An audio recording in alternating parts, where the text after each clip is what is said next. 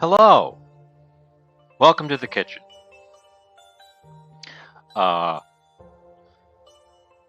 so I have a grand plan, but I didn't pre-prep it enough for today, so we're going with what I usually do, which is I found some stuff discounted, and I'm going to turn it into food. But I also want to try making. I wanted to try making sweets, but I didn't pre-plan enough to make anything really elaborate, so I'm going to try making a pudding. It's a little tough. Little side thingies. I'm going to make a pudding out of coconut milk and tahini, so a vegan pudding, which we'll see if that works out. That'll be the dessert. We're actually going to end up prepping that first because it cooks really quick, but then it has to chill. So we're going to do that first, and it's going to sit in the fridge and wait for us, and then I'm going to make the actual dinner, which today we're having. The thing I found today that I'm basing my meal off of is I found ground turkey. Nothing super special. Well, I want to make a burger, but I also want to make a turkey club. So I'm going to make a turkey club burger. So we're going to have our it's going to be structured like a fusion of those two concepts. I've also got a couple of potatoes that are getting a little wrinkled, and they're starting to show little spots in the eyes, which means I need to use them up or throw them away. So I'm going to use them up. So we're going to make some oven fries in the method that I usually do, not our deep frying adventures. We're not doing a deep fry. I think it's a really effective method of doing oven fries. They're not really fries. They're more like, I don't know if they would call them chips or if that's a different specific. I would call them wedges, probably. The skin is still on, and they're like crescent-shaped sections of potato. You'll see. They take the longest overall to cook, just because potatoes take a while to cook. But they spend almost the entire time just sitting in the oven. So we will do the So our order of operations today. Thank you. Welcome in. I was thinking that maybe in British casual speech they would call them maybe chips. I'm not sure what the various definitions are. So our order of operations, our plan for today is start the pudding, put it in the fridge, start the fries, get them in the oven, make everything else. Hello, William. It'd be nice this time around. And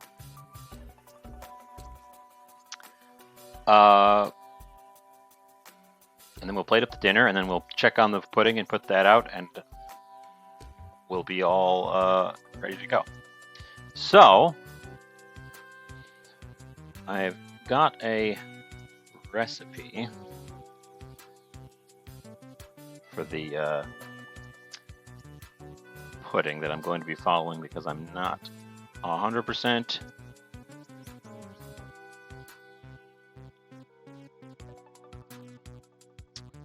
yeah, okay.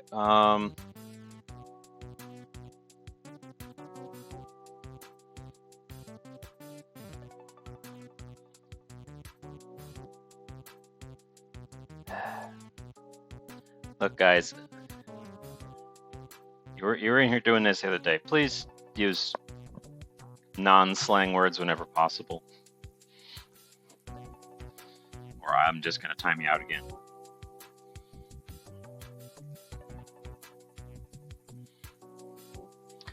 Anyways, I'm gonna get started.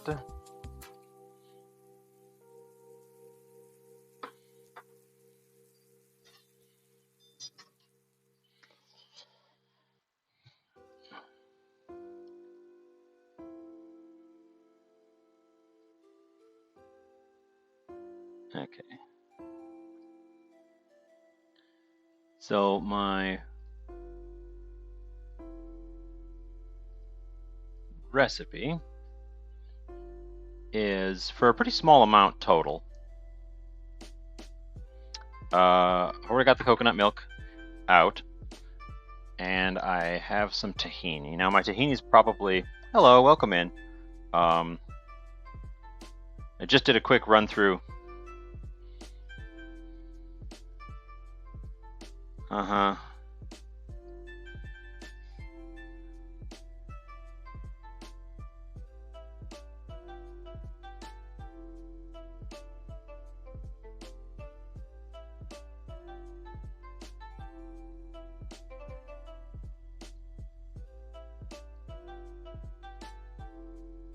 Look, as part of my obligations to moderate my my own stream, I have to know what the heck you're talking about so I can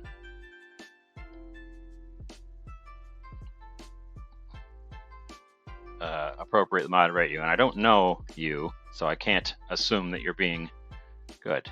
So I'm gonna be deleting any messages with words that I simply don't recognize.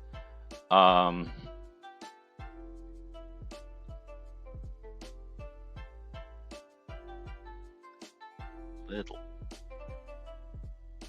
I have a Corsair headset, which I just got from a local electronics store. Anyways, I need to get cooking here. So our first step is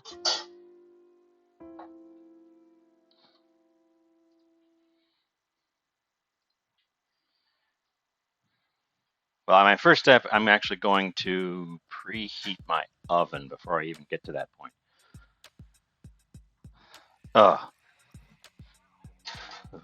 Always get flustered when I've got 3 things going on. Okay. The first thing I'm going to do is start heating this up for the fries that we're going to do down the line. So my we can do it that way, I think. My method for oven fries requires a preheated. Rolled out too much of this stuff. Requires a preheated sheet pan and foil.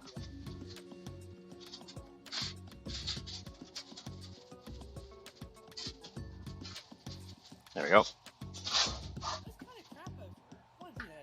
Very hot.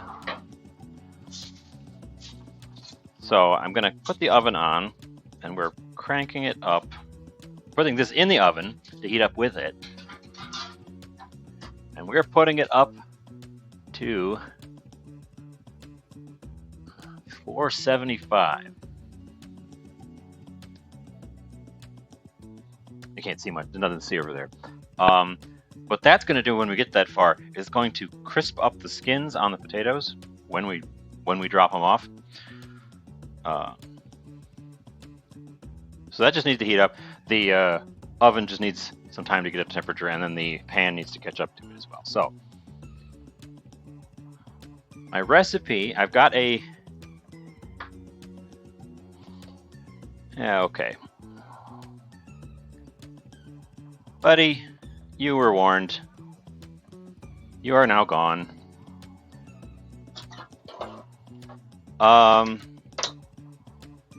The recipe I have for this pudding is... Oops. Making a mess. For a surprisingly small amount. So I'm actually going to be multiplying my recipe so that I can try to use up this entire can.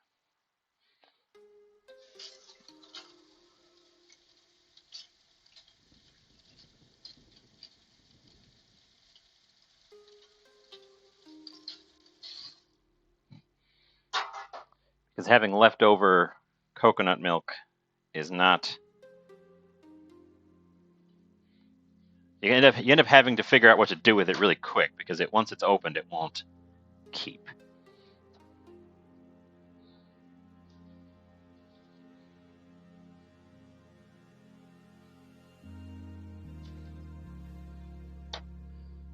I shook it up a lot before I opened it just now, and I think I may have frothed it a bit too much because it popped out the top when I broke into it with the can opener there. We've also got to shake up tahini a lot. If you're familiar with older peanut butter that has to be stirred, tahini acts a lot like that. It separates into a layer of oil and a layer of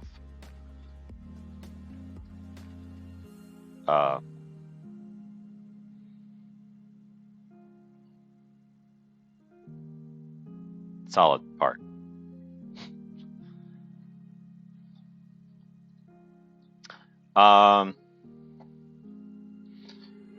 So the recipe, I think, just makes about a half a cup of total pudding, which is not a ton. So, and it calls for half a cup of coconut milk. This is, awkwardly, 13.5 fluid ounces of coconut milk. So I'm going to approximately triple the recipe. And it can go right, that part can go right in our pot, which I'm going to do here, rather than walk it over there and risk spilling it on the floor.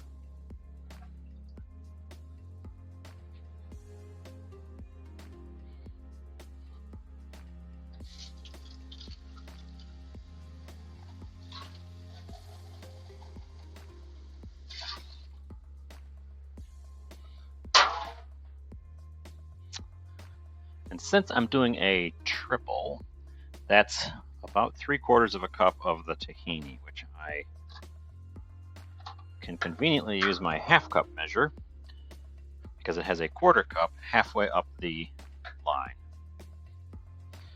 Let's open it and see how well mixed it's become. It looks pretty good. I personally quite like tahini. When I add it to things, I almost always end up adding too much, so we're going with a measured recipe here, because eyeballing it, I end up putting in too much, lose track of it, and it comes out tasting like just tahini. Too much tahini overwhelms a flavor. You guys can see this? No, you can't. I'm in the wrong spot.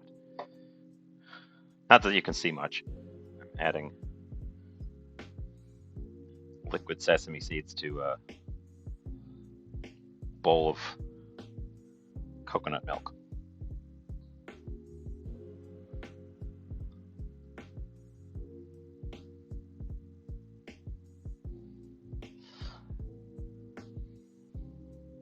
Put our measure directly over here in the sink. Get it rinsed off.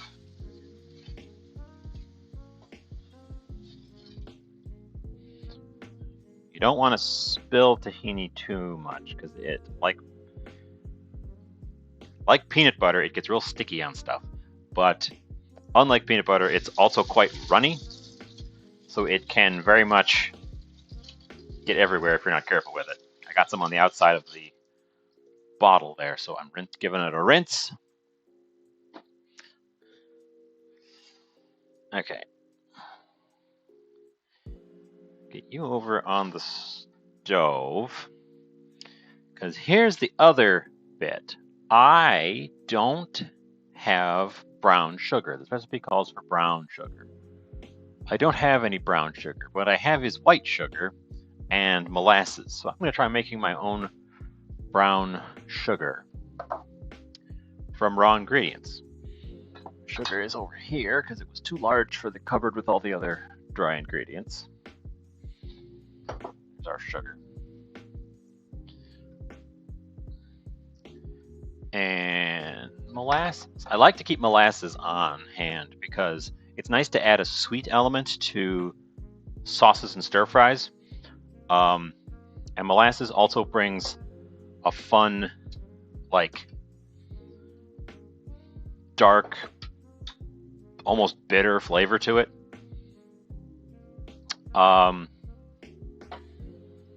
So I've almost always got molasses on hand. And white granulated sugar is just one of those things that, why wouldn't you have it? It keeps forever. Even if I don't use a ton of it, it just sticks around.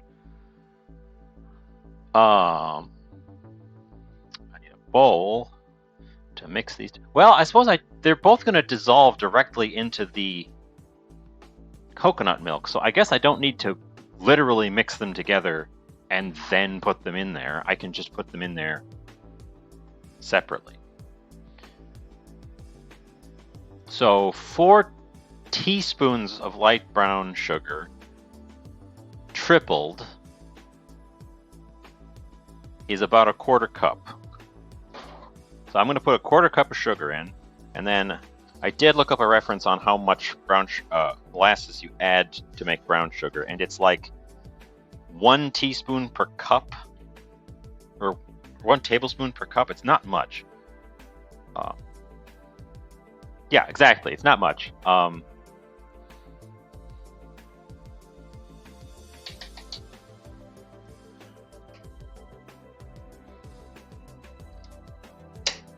I don't know why. This brand of molasses used to come in a bottle that actually had a spout, and it even said on the label, no drip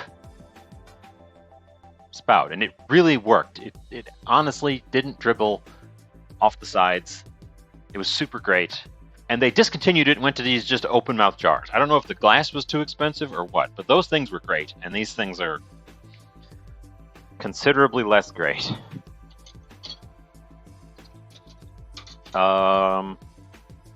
I should look up substitutes for brown sugar.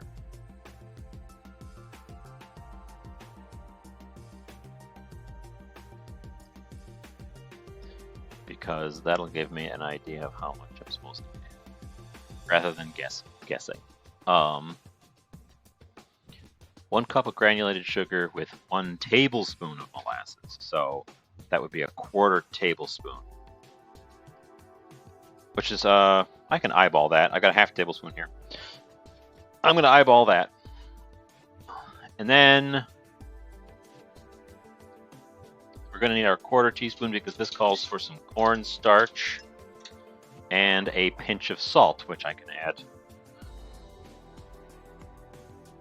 So let's get us over to the stove. Where's my stove? That's too much, probably, but I'll lose a little bit of it in the dribble. Molasses is so famously slow and sticky. Draw lines with it on top. Pretty. It's so famously slow and sticky that I'm really disappointed that the brand that I like of it doesn't stick with a good idea they had to make it easier to work with. I also used to buy blackstrap molasses, and I find it very, very hard to use. It's molasses that's been run through the sugar extraction an additional time, and is very dark and bitter compared to regular molasses.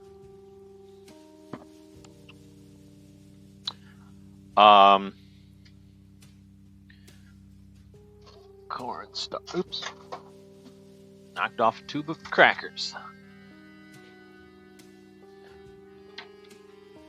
So this part's going to be a little bit dull. Hopefully the end results pay off. Cornstarch. I am learning about cornstarch as well. I knew that cornstarch is used for thickening, and I know that when I need to thicken something, I just grab some cornstarch and toss it in there. The problem is that I've usually done that. Hello, Saizan, welcome in. Talking about cornstarch right now. I've been adding cornstarch directly to hot things, and it just immediately turns lumpy. And I've done some reading about it, and well, I've been dumb, and you're supposed to add cornstarch to cold water and then add that, and the cold water dissolves it. Pinch of salt. Since I tripled the recipe, I'm going to do an extra pinch of salt. Wait, did I do that backwards? No, I think I did something backwards.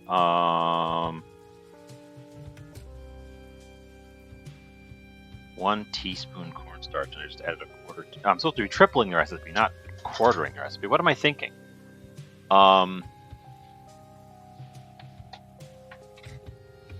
Guys, you're not watching out for me.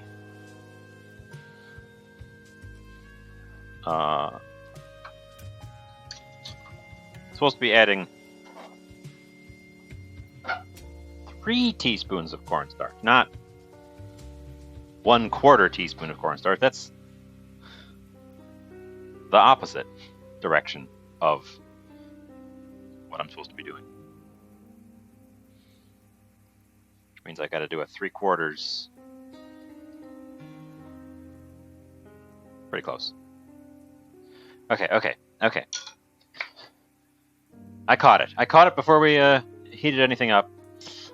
This needs to be whisked together until it's smooth and then brought up on some heat. This is the problem with following recipes. There was the whole can of coconut milk, which is already triple, which is why I based it on that. It was 3/4 of a cup of tahini, that's the tripled. It was a 1/4 cup of light brown sugar, that was called for 4 teaspoons. 4 teaspoons tripled is 12 teaspoons, which is a 1/4 cup. That's how much I put in there. Okay. And the salt is just a pinch, so I added 2 pinches. Okay, I think that's good. We're just going to lightly whisk this over medium-low heat.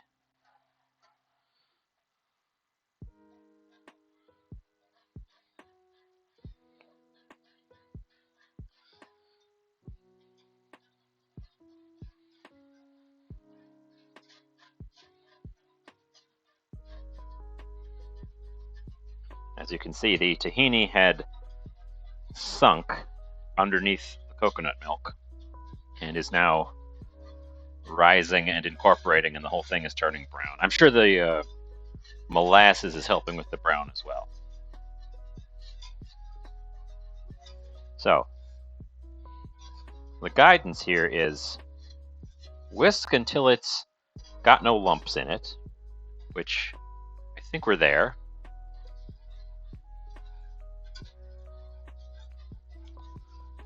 But it's not a whisked dish.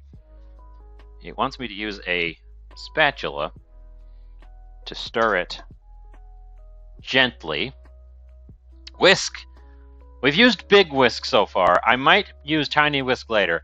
I have a new guest star. That's warming up at the moment. I have a new guest star. If you were here for the pre-show, you may have seen him.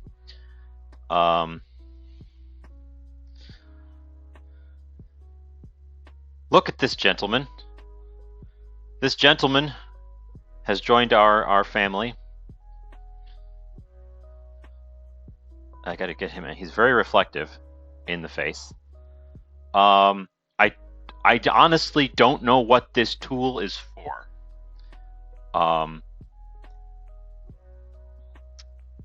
He's slightly curved, so he's more reflective. He's differently reflective on either side. And he's got little teeth in his hair. So I have no idea what this tool is for. It's like a giant spork, but it's got this distinguished gentleman. And I just had to buy it. It was at the Goodwill. I got it for $1.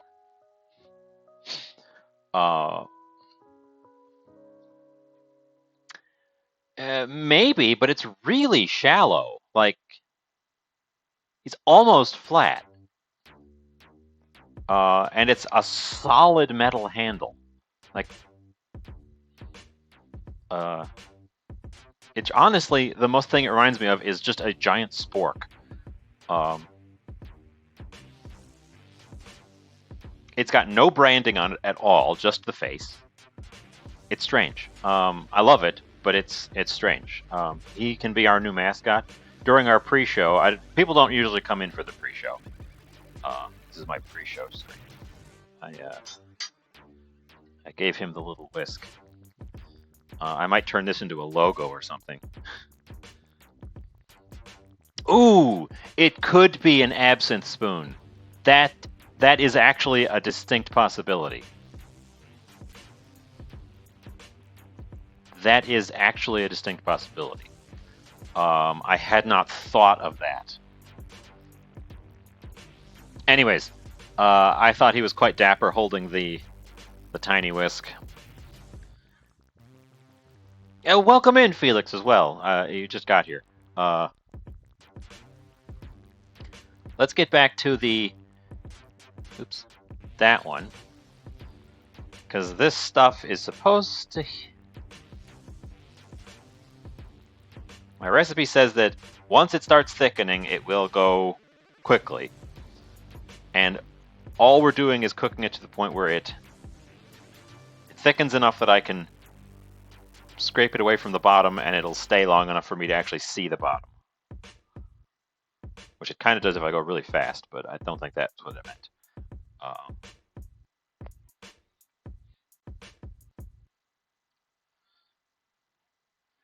Our oven is also up to temp.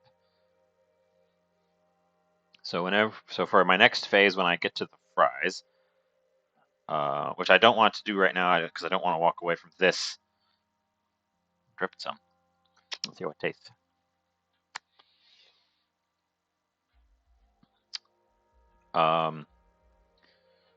When I get to the point of doing the fries, the oven is ready to go.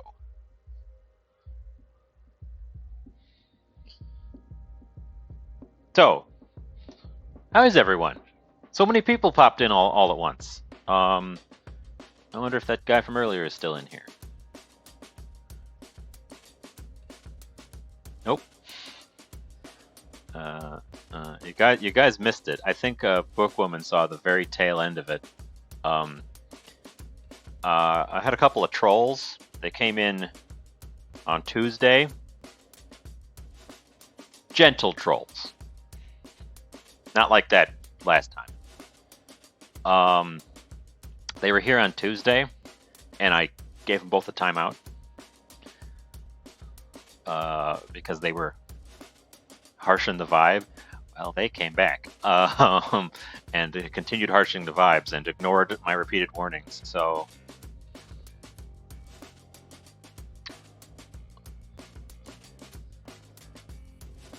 that was fun. One of them didn't actually get canned.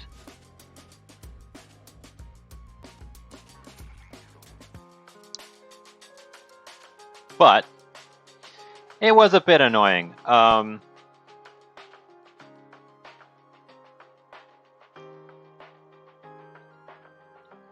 They were basically just telling me how they thought my kitchen looked not so nice, which I'm aware, but that's part of the point. You can make good food, good, delicious, even fancy things without a full, crazy service, big, like, fancy modern kitchen. I've just got a little stove and a little tiny workspace and some basic tools, and I can make tahini pudding.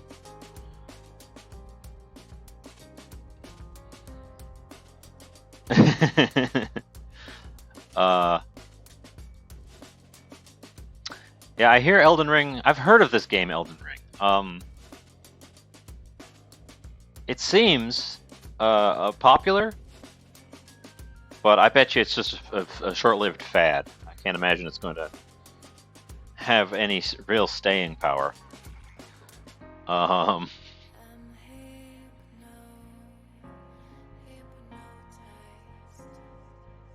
Well, this is getting a bit thicker because if I do a hard swirl to it, I can get it to show me the bottom of the pot a bit more.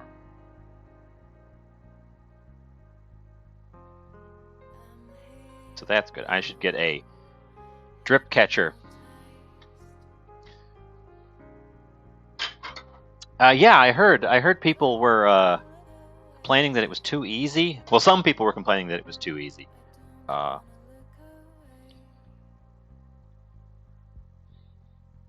Mostly people who hadn't yet beaten it yet, and someone else had beaten it, and they were like, "Well, it's clearly too easy."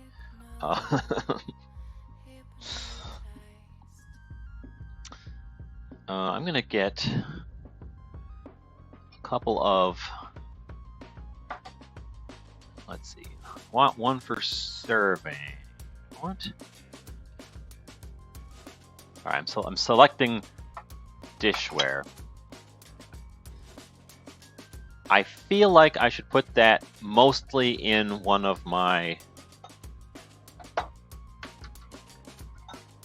glass storage dishes. We're gonna split it into two and then make a little service dish out of it.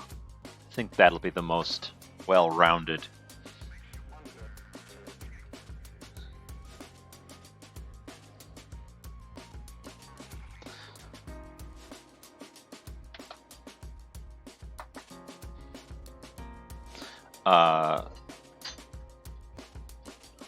I'll leave our dapper gentleman. These are the dishes, because this stuff's gotta cool in the time that it takes me to make everything else. So I think I'm gonna split it between these guys, and maybe do a third one if there's a little bit of spillover into a little ramekin. Our dapper gentleman can stay here until I need the countertop for other things.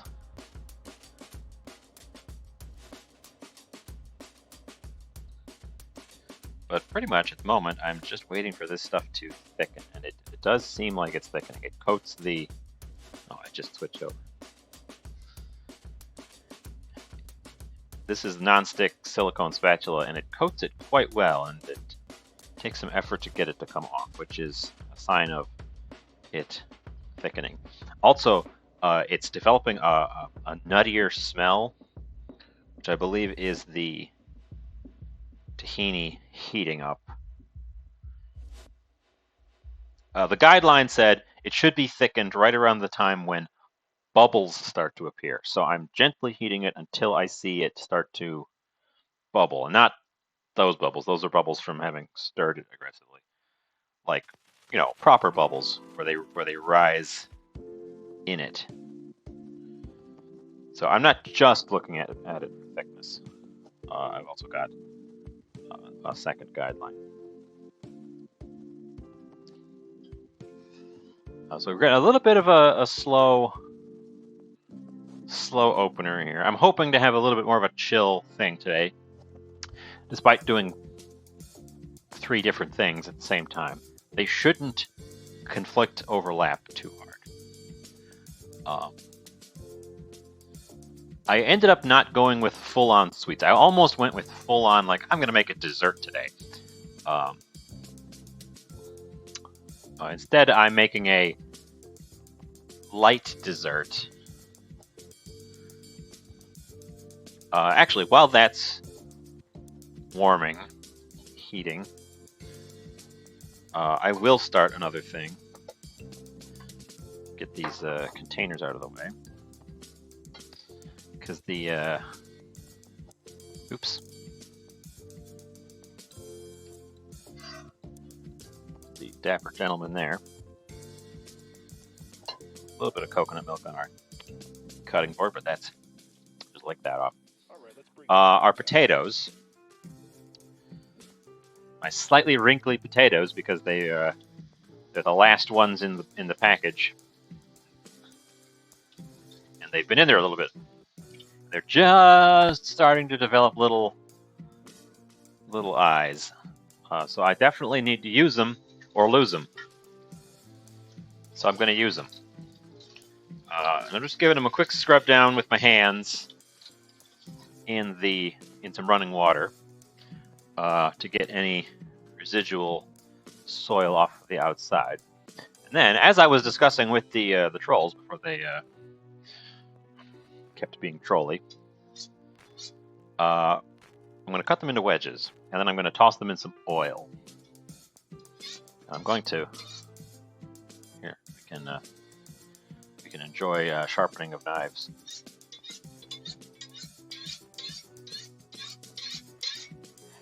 I have no idea how well the sound comes through.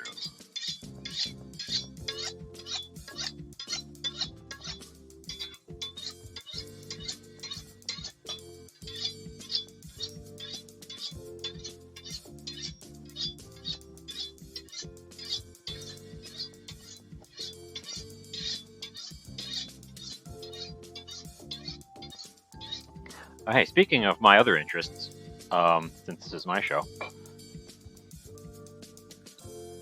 the looked like the full list for New Capenna dropped today, because I saw a lot of commons show up all at once. I didn't bother to check if that was the full list, but it sure looked like it was a lot of commons all came out at once.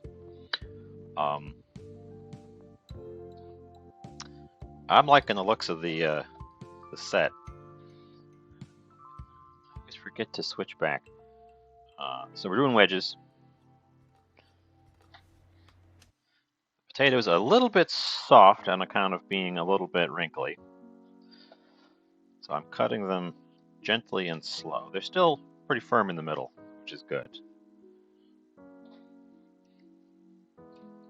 I'm also getting a little annoyed by this pretzel music thing. Not just because of the bot, but because I have it set to no lyrics, and during my pre-show warm-up, it played 2 songs with lyrics. Which is, like, come on. So on top of it not holding its bargain for the no copyright, it's also not giving me the playlists I'm asking for. So we may have to can it.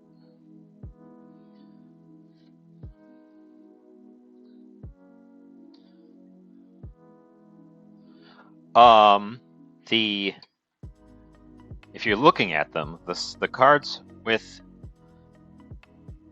the set symbol is the little brass knuckles with the wings on it, and the commander symbol is the little shield with the wings in the middle. The commander focused cards seem very blatantly commander focused to me. So if it looks like it's designed for commander, then it's probably in the commander set rather than the main set, which is good. I'd rather have them do that than have a set that's secretly a commander set. They've done that multiple times, and it ends up being a really lousy standard and draft environment. So I'm cutting these wedges, jumping between topics, so that no one had a chance to interrupt me. That one cut a little bit thin. So I've cut them into quarters, and then I'm cutting each quarter into thirds, which is kind of awkward. That one that's too thin is probably going to be a problem, because the idea is they're supposed to stand up like this. Oops. They're supposed to stand up on their skins. So we might end up tossing a few, so that the skin part has all of the contact with the...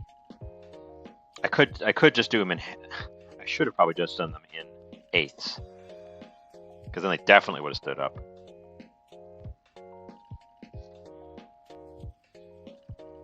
Oh well.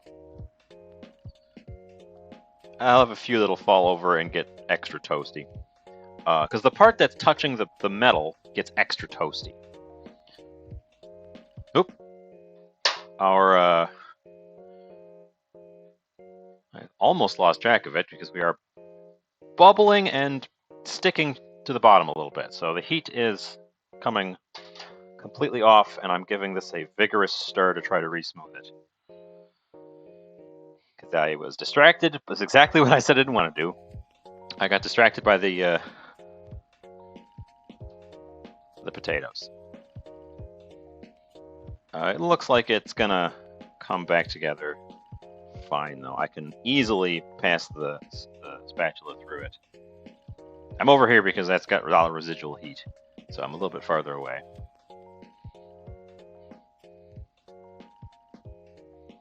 Hopefully that's not a problem. I'm going to grab the whisk again.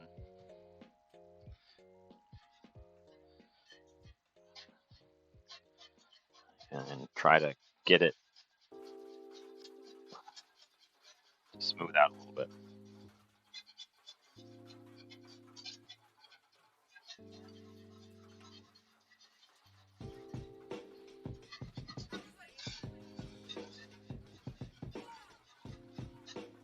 Nothing burned, so I'm going to say it's fine, and I'm going to put it in our little bowls. Get us over here, put our last piece of the potato at the side.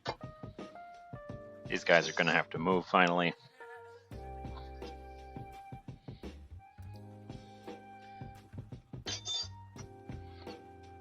There.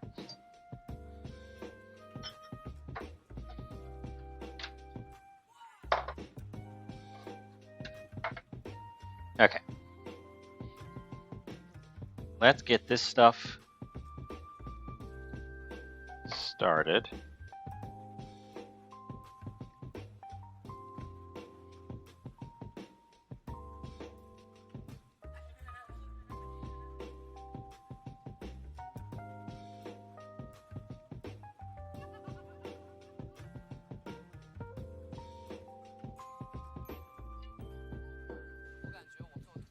Wonderful. Tripling it made just about 3 servings, which is perfect.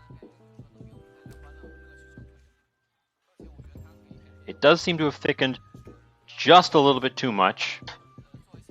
You can see it's a little bit glumpy on the top of that one. But it's got a good jiggle to it. It sort of slides back to where it started after you give it a stir. These guys are going to, at the moment, just start cooling off over on the back table there before I stick them in the fridge. because they're still steamy. I'm going to get some water in the pot I just used so that it doesn't set into a gnarly block.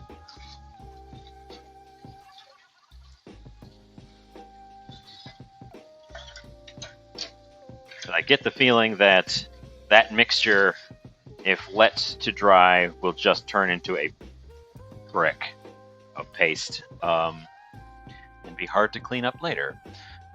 And that spatula can go there as well. And the little plate. Okay. So back to our potatoes.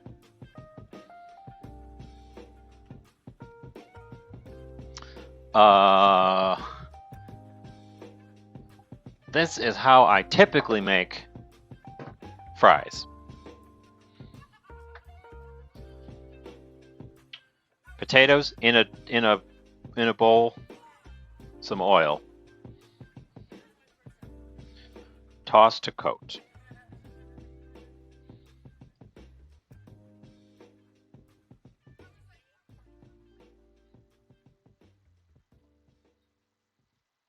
A couple of these are definitely too thin because they're not staying straight. They're bending as I toss them.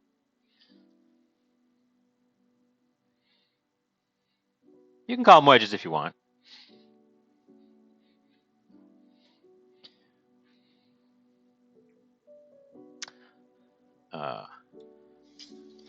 Clean the oil off your hand.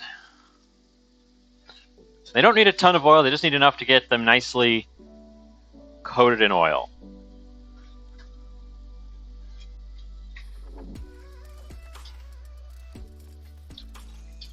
And I'm going to use a tongs, because you're going to need a tongs later anyways, so I may as well dirty a tongs now. But you can put them on initially, using just your fingers, as long as you don't touch the pan. That was what I said initially, was chips, and then one of those trolls popped in and said, those are fries. Or no, said, those are wedges. And I said, well, I wasn't sure. They're somewhere in that category of chips or fries or wedges. So let's get over to the stove. Bring our potatoes with us. And now our baking sheet is... Oh, it's hot. Oh, it's hot. Our baking sheet is just shy of 500 degrees. So don't touch. Here, I'll put it on the side where you guys can reach over and try to touch it.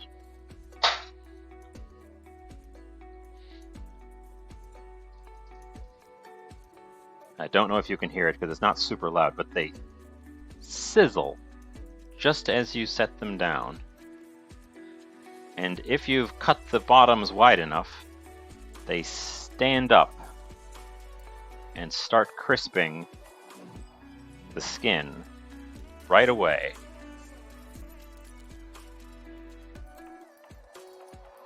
And this is why we preheated our pan and why we had the oven set so hot. I could have done these in smaller wedges. Some of them will definitely fall over as they cook. Some of them are liable to fall over now because I cut some of these a little bit thin. The potatoes I started with were smaller than a lot of the ones I've used in the past, so I think that's probably part of the culprit.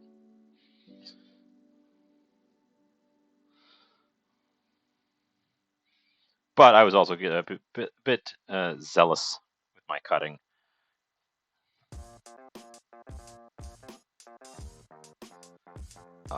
But the skins are, in fact, sizzling before I've even put anything in there, which is our goal. If you do this with your fingers like I'm doing now, be very careful because all the metal is extremely hot. I think that one's going to fall over.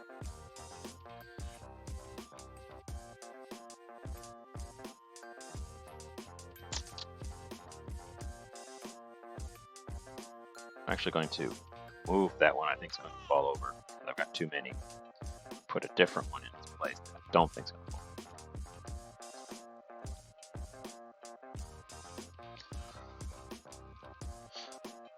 Rinse our hand off. And now they go in the oven for just 10 minutes at this same temperature. And then we bring the temperature down. And the idea is that it really hits the exterior of the potatoes hard with heat. And then we bring it down to finish cooking the insides. And it's a hot one.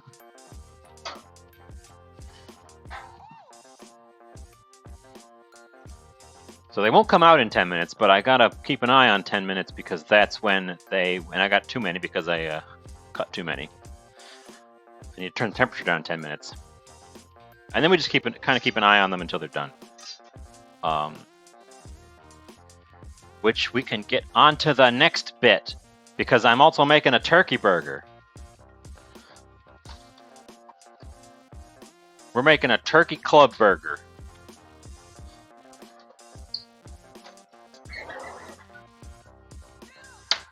Because, as you can see by the price tag, this ground turkey was reduced.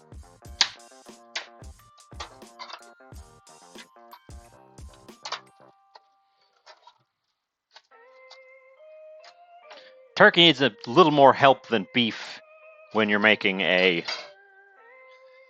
burger. So we're making a club and we're going nuts with it. That is not the right size bowl. We need the bigger boy bowl.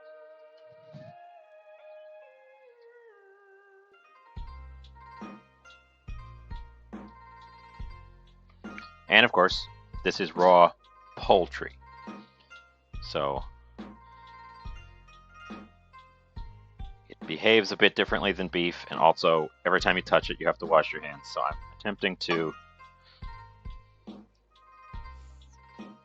deal with it a bit. Right hand is done.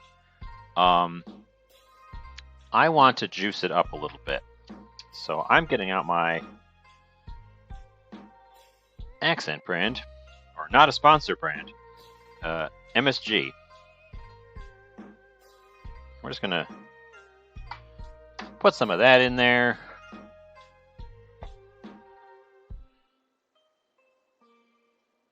A little bit of garlic powder. A little bit of normal salt.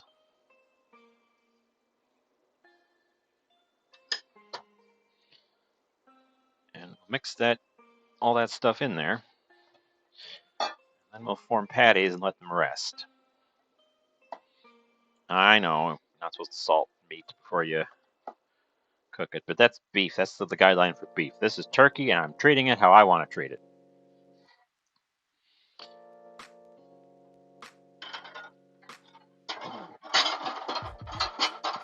Clatter, clatter, clatter. Get out a plate. Let's see how many we can get out of this. I have a bit bigger of rolls than I had last time. So we might just make 2 big ones out of this, honestly. Also, we're working with turkey and not beef, so it must be cooked through. So these are going to have to be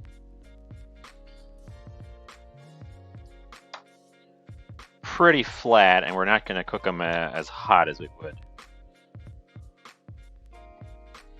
Yeah, I think I'm just doing 2 big ones.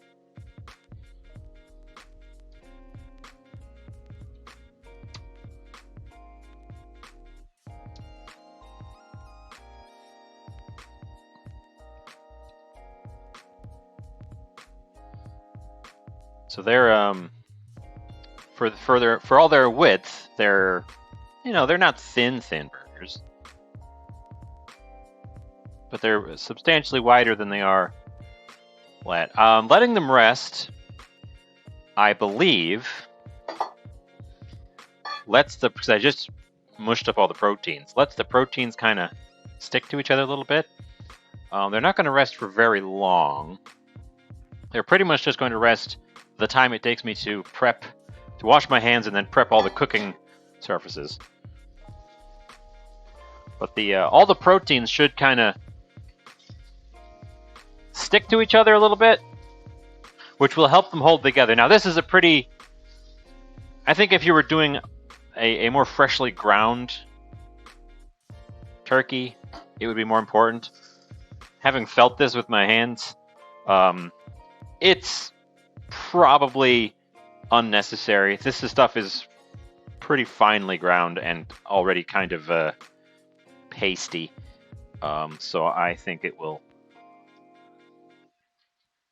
bind quite easily.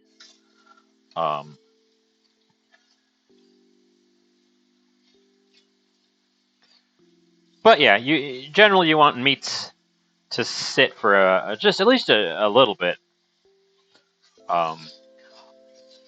It'll also help them come up to room temperature a little bit more because they are currently fridge cold.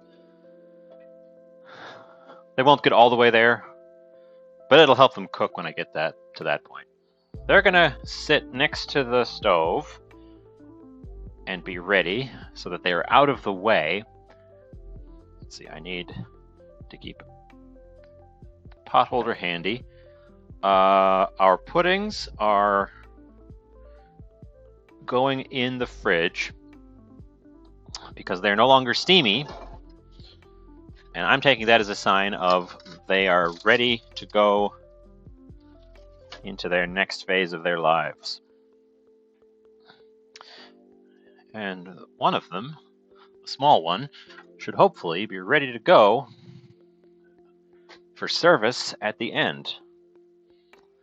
So I'm making a turkey burger club. So I want club sandwich ingredients on top of my turkey burger.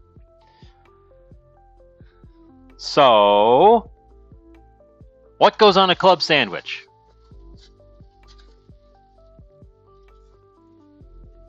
Ham, bacon, cheese,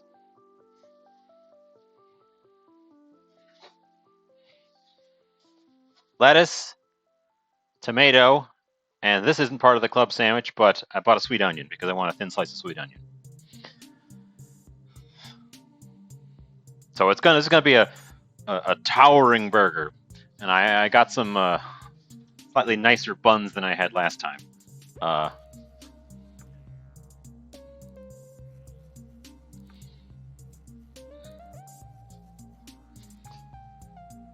Let's move our potato-y cutting board to the sink.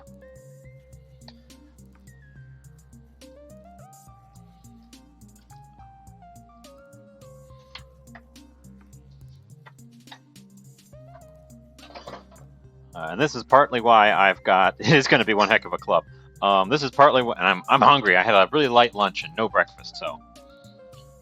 I'm ready. Partly why I've decided to make two things today is that making burgers of any stripe doesn't honestly take very long.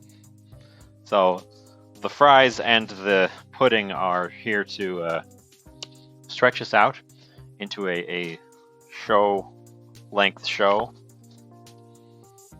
Let's see. So I'm not going to put the ham on cold, and I'm not going to put the bacon on cold. They both are going to get toasted in our pan. I'm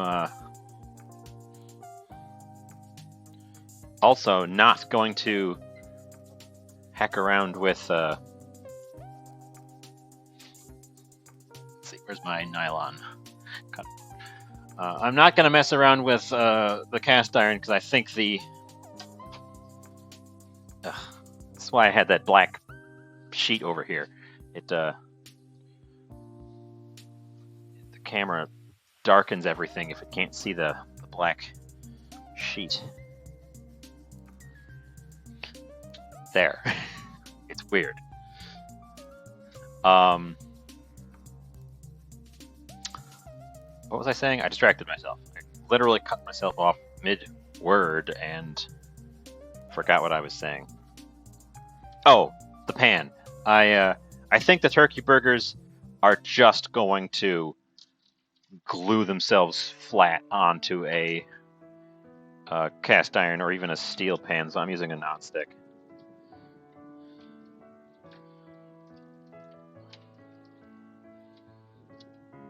So yeah, this is going to be a heckin' sandwich. Why does bacon never come in reclosable packages?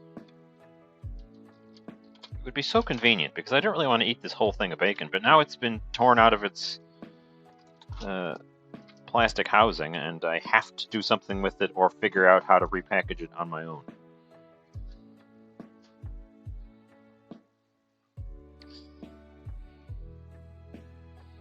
The bacon was also on a discount. So we're having a multi-discount meal. Yes, what a shame. Since the bacon's on discount, I do need to use it up kind of quickly because it was in the use it or lose it bargain bin. Last time I got that, I stuck the whole thing in the oven and did bacon bits, and I had bacon bits for 2 weeks. That was cool. This time, the oven's occupied, so I'll have to think about this later. I'm cutting them all in half.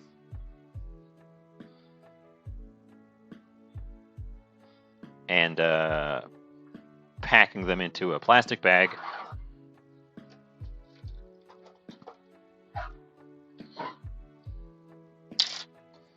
Bacon is one of those things that, yes, it's preserved, but it still will go off if you don't get to it. This is also very thin sliced bacon.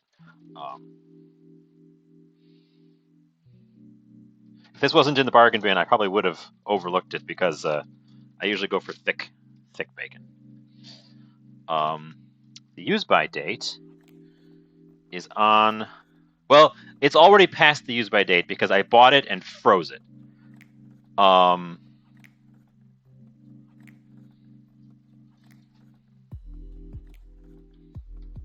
So it's used by April 5th, but it's been frozen up until today.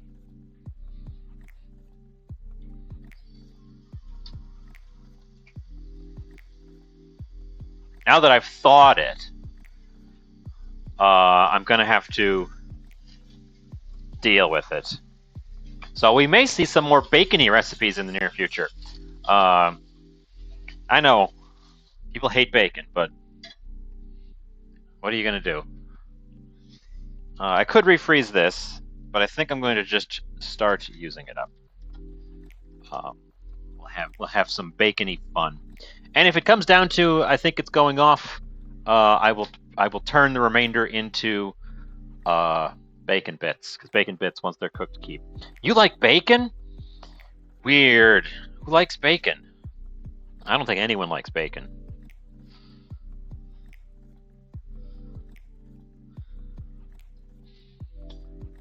So let's get over to the stove top. I've got a cold nonstick pan and bacon, and I'm going to combine those things. Oop. And my oven clicked and reminded me that I'm supposed to turn it down. You put the bacon in the cold pan and bring it up to temp with the pan, and it does less of that annoying, like, crinkling up and curling that bacon tends to do. Wash your hands, wash your hands, wash your hands. Although you can eat bacon raw, it's cured to the point where it is edible raw. It's just not very nice, and it will start to spoil if you don't take care of it and cook it.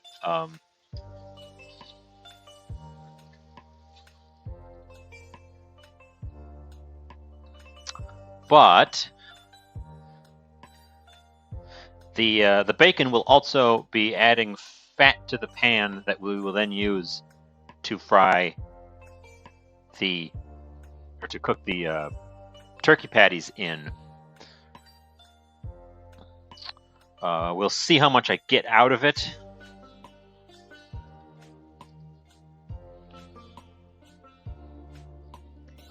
Get us back over here. I'm going to take 2 slices of ham. This is Virginia ham. 2 slices is too much. I'm going to take 1 slice of Virginia ham, which is going to give us a hammy flavor.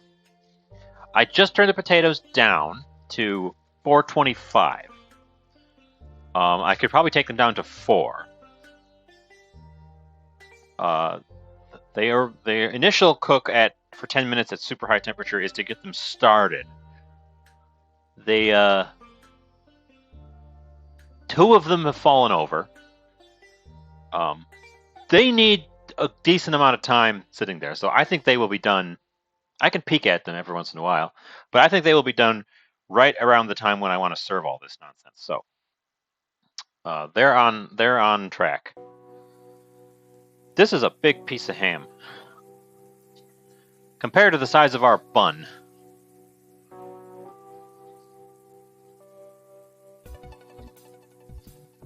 I should get out one of the buns. The ham is quite a bit bigger than the bun. So I think we're either going to cut this or fold it. Is that the biggest? I'm going to get out the biggest bun.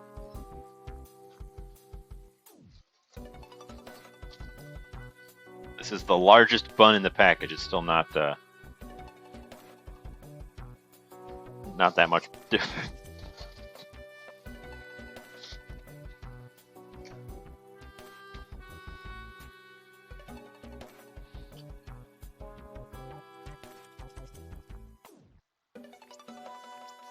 Don't do this. Where you cut directly into your hand. That's a good way to cut your hand. Hey, I got away with it.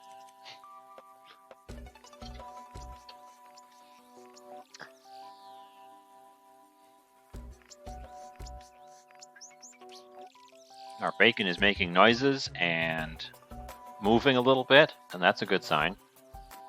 Wow, I need to buy more paper towels. Remind me to buy paper towels tomorrow.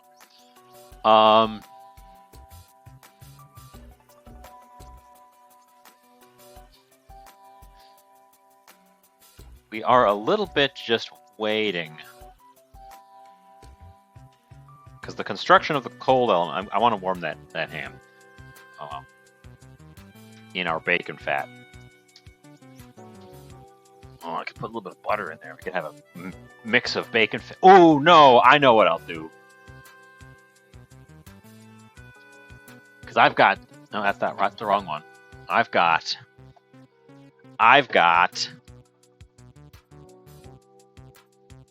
duck fat.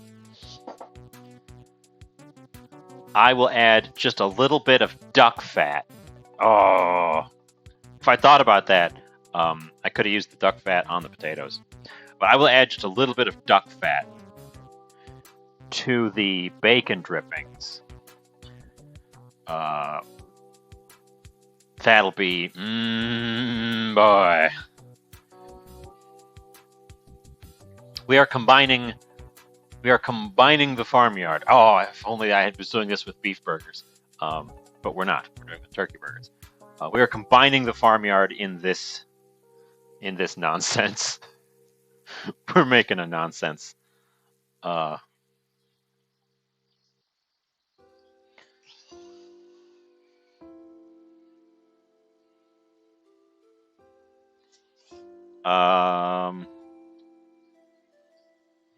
Yeah. So here's what I'm doing. I'm waiting for these guys to cook. And they are doing that thing, just not incredibly fast.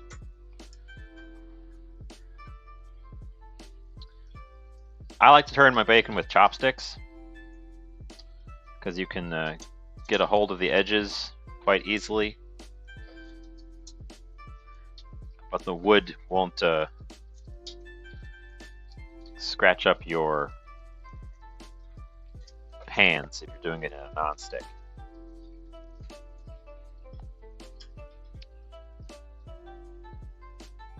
I use chopsticks for a lot of things on the stovetop these days.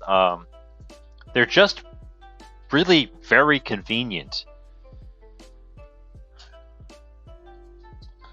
for dealing with things over here, because they're heat proof because they're made of wood. They don't scratch surfaces because they're made of wood.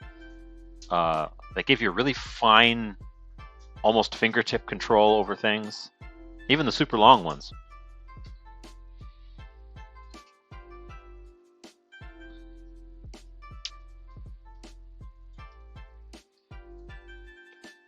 So I like a crispy bacon, so we're definitely going for these bacons to be. I should get out a little plate to catch the bacons when they are ready. Bacon plate. We're going for a crispy bacon because I like a crispy bacon, and these are pretty thin, so they'll get there quite soon. You can see they're already getting a nice browning, and they're producing a lot of drippings in the pan. We might not have to add any of that duck fat, which is almost sad now that I've thought of the duck fat. We might not actually need the duck fat because this is quite fatty bacon.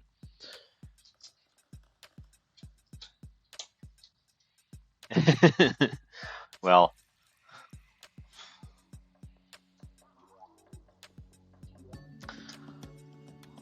oh.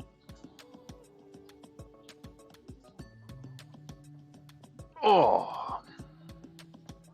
So, I know some of you viewers right now are in my local environment, but we had quite the weather adventure over the past couple of days. From a knock your socks off crazy pounding thunderstorm to horrifying buffeting winds to that one's really getting a little toasty, to snow. It snowed yesterday and then woke up today to find even more snow, and then I looked at the temperature and was like, oh, that's not going to melt for most of the day, which was an accurate assessment. That one is done.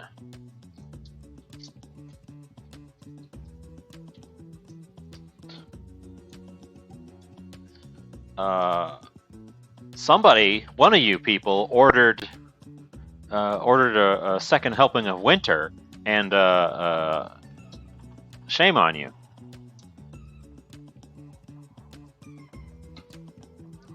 That one is done. That one is probably done.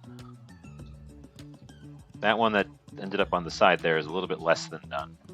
It's very, very close. Oh my god. It ended up getting sunny here the second half of the day. It's currently actually pretty sunny. There's clouds around the edges, but there's sun right in the middle where I am. And I think our wind has died down. I haven't been outside in the past hour. Smoky bacon fat. Smoky bacon fat, meat, ham. Oh man, can you hear the sizzle?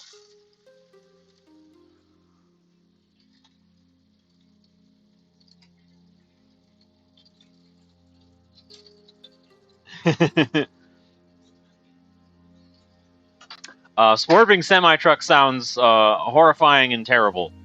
Taizan. That sounds awful. Ooh, we're spitting.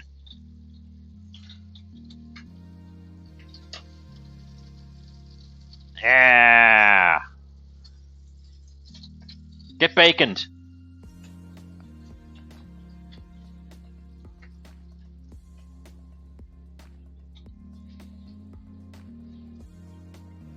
Ham, for when you want 2 parts of the pig.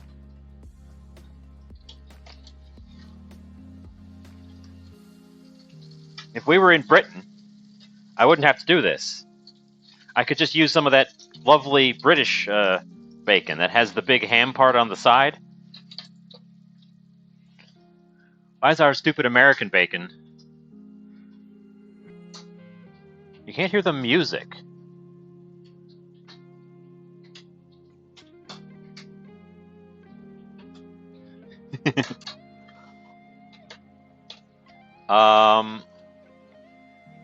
The music is still playing.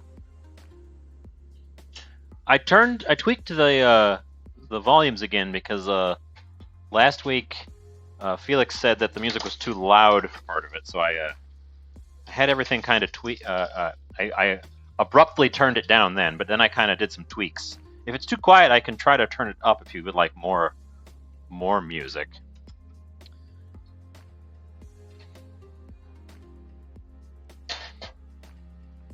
Okay. I started the music was as loud as me. Because that's weird because I hadn't changed the settings at all from the week prior, so I don't know why it would suddenly have changed on me.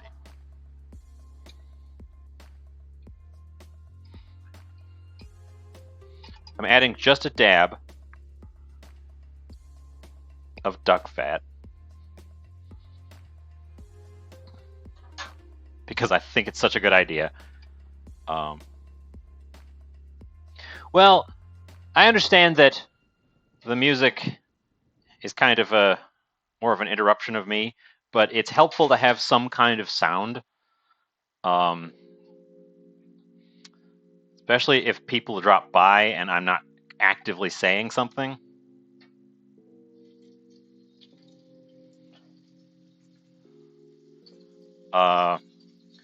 Now that I can't hear the music, I'm really kind of annoyed by the whole thing.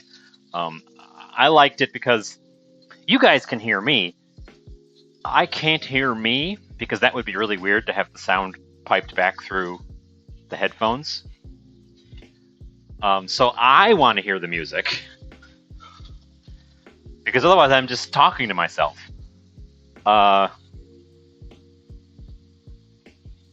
But now that I can't hear the music, I might just pull the plug on it. But it's helpful to fill, like, empty space. What I should get is just, like, an elevator music background track. Something really vacuous.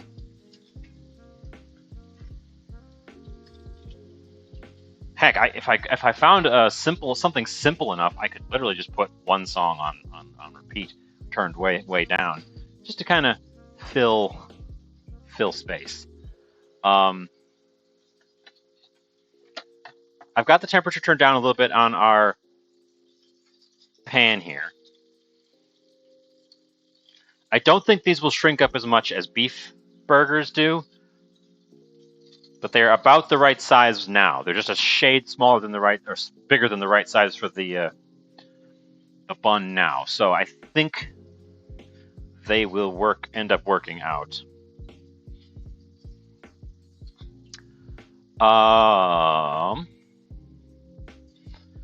I need a spatula. I need the wide spatula. Nope, not that one. This one. This is my favorite spatula. This one's my favorite spatula. I like the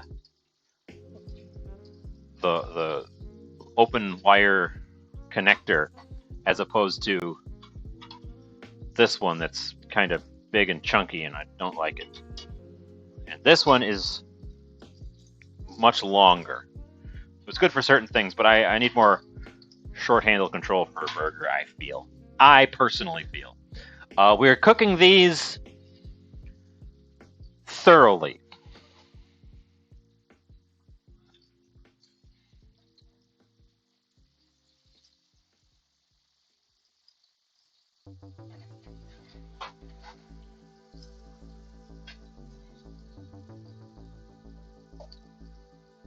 Because turkey.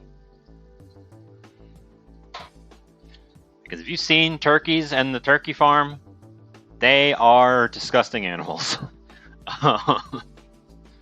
Disgusting, filthy animals. It's been about 20 minutes. since I last... Ooh, those are looking pretty close to where I like them.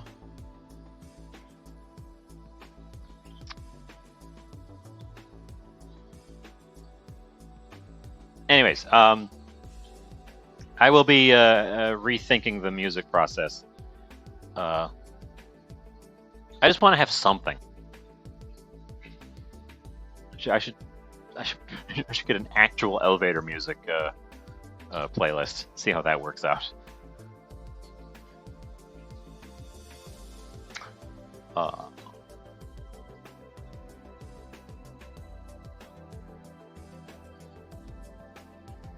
It's like, well, no, this is all going to have to think about what it's done anyways. So I'm going to try to get them to the point where they're browning on one side before I even do the flip, to try to really get them cooking through to the middle.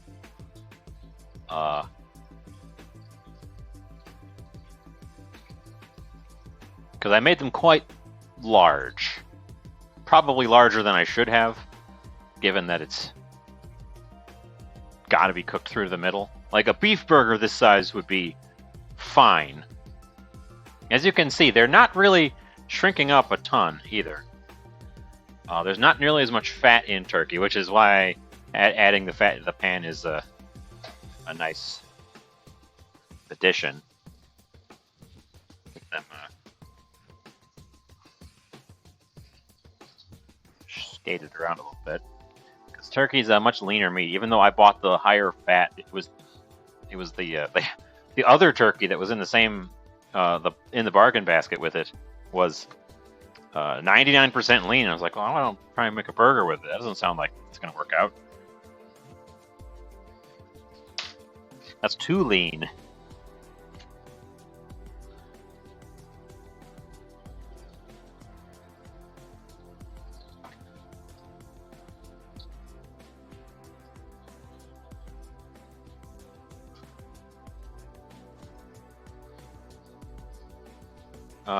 Oops.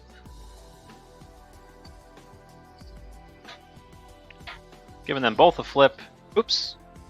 And they're going to bump into each other as I try to skate them around like I did a minute ago. I want to skate them around in the oil so they really get a good coating.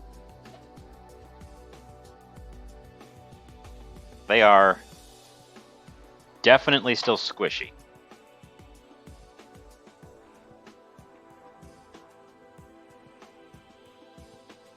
Turkey more fat equals beef less fat.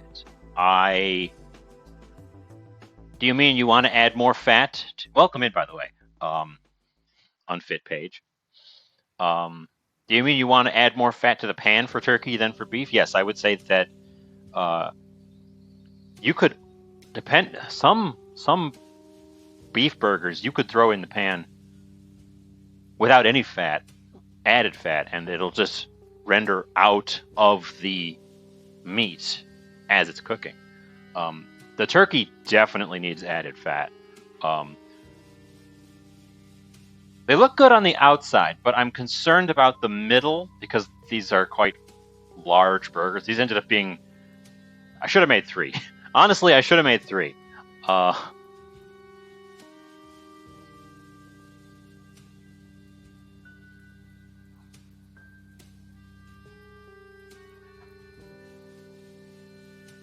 I'm giving them a squish, which you're never supposed to do with beef because it squeezes all the juices out of them. But I just feel like they're not going to be done in the middle. Yeah, I'm probably going to have to do a thermometer to check the middles. I'm going to let them cook before I get to that point. But I am going to do a thermometer check before I pull them, just because since we're working with turkey, it really does need to be cooked through to the middle.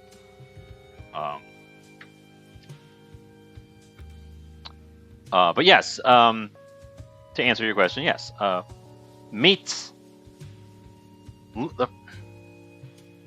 We've gotten past it. Back in like the 90s, there was the push of everything's got to be fat-free, low-fat. We've kind of gotten past that. It's not really pushed super hard anymore. These days, it's all about carbs and stuff. But lean meats dry out really, really easily. The fats in the meat is what makes it delicious and juicy. Obviously, too much fat and it'll just start to fall apart and it won't get the right consistency. But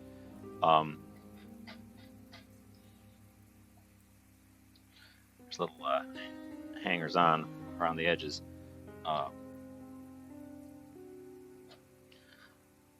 You can on.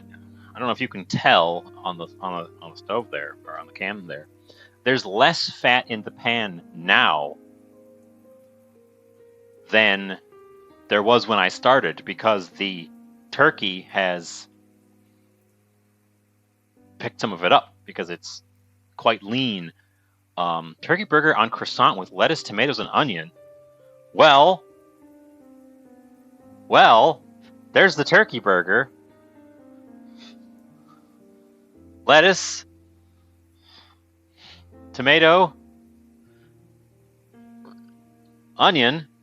The only thing I'm missing is the croissant. I've got a Kaiser roll, but that does sound good. It sounds good enough that it's what I'm trying to make, basically. I've also got fries, which I should peek in on. I think the oven is going to get turned off on the fries. And I am going to... Let's see, I've got a chopsticks ready to go. So I am going to pull one of them.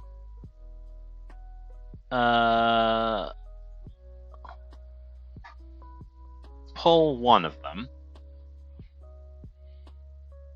And check the middle.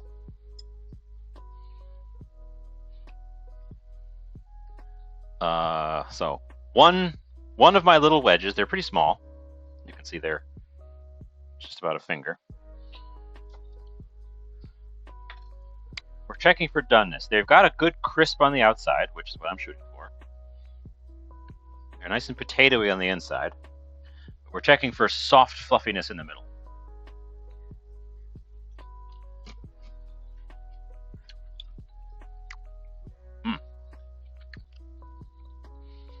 Good crisp on the outside. The inside is just about the texture of a baked potato right now, which is slightly shy of what I was going for, but I think that the residual heat in the oven will get them there in the next couple of minutes.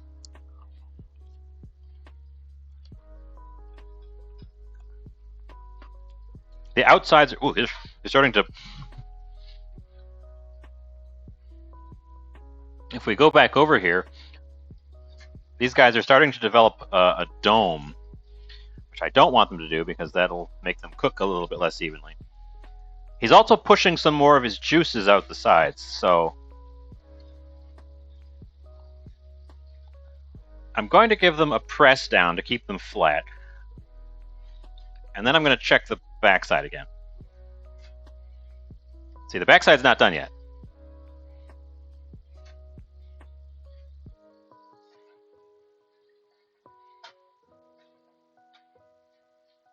Now the top side, this side, got more heat initially than the bottom because it was hotter when they went in. My go-to dipping sauces. Well, we can make a dipping sauce actually, and I can show you because I'm going to have something for the fries. So let's get back over here. So my dip for fries, I'm going to start with some ketchup. I bought a different brand of ketchup, not a sponsored brand ketchup.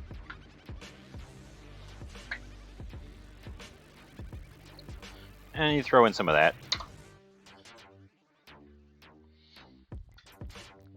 And then I like... Let's see, where's my long spoon? I like to add some mayonnaise. Not a ton, but some mayonnaise.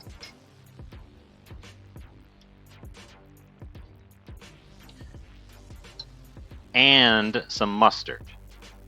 Let's see, this mustard is, once again, discount bin. You can find anything at the discount bin if you go there at the right time.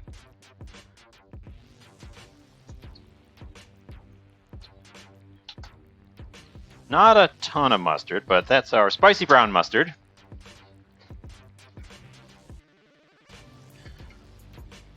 Now this is a fry dip, so probably just this would be fine.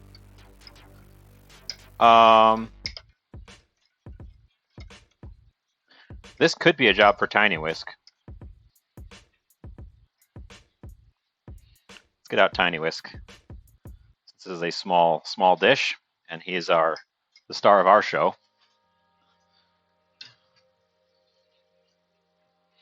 Tiny Whisk.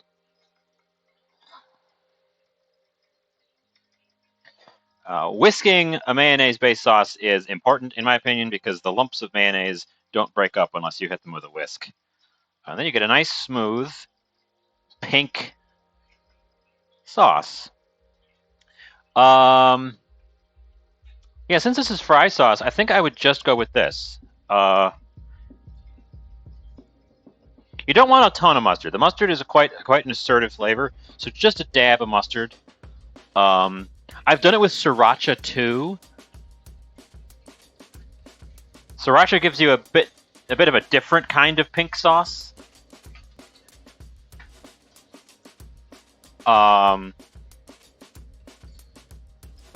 I've gone nuts with it, especially if I'm doing dips for like a chicken. You can really throw stuff at it, and it will work out. I just gave the burgers another quick press because they were getting a little bit domed again.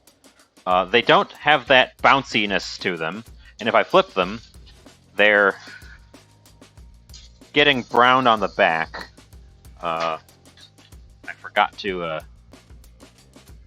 go back over here. So you can see they're browning on the back side as well. Let's give them a temperature test. They're going to have to rest once I get them off of there anyways, because they're going to be too hot to eat. But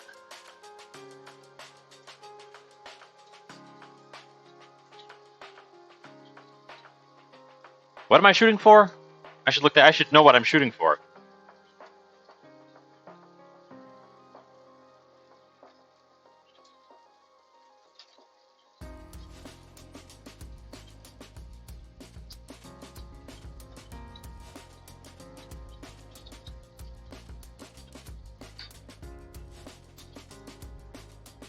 I'm going to look it up. We're not going to guess what the target temperature for cooked poultry is. We're going to look it up.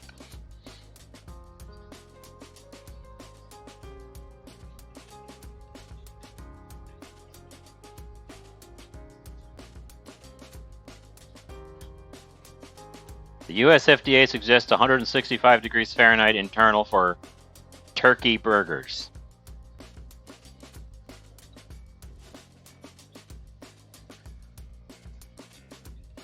Bibimbap. Pot stickers. Okay, if I hold this here and I show you stabby stab, his temp, struggles, it's not quite, it's really close. Depending on where you poke it, some spots are just shy and some spots are over. So, that means I'm not quite done with them. Because they are so very thick. Because I made them so massively thick.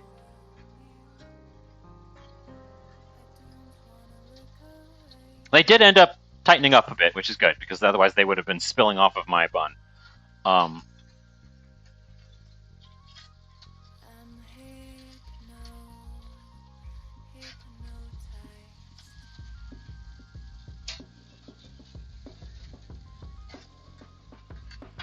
Let's try this side. See if it makes any difference.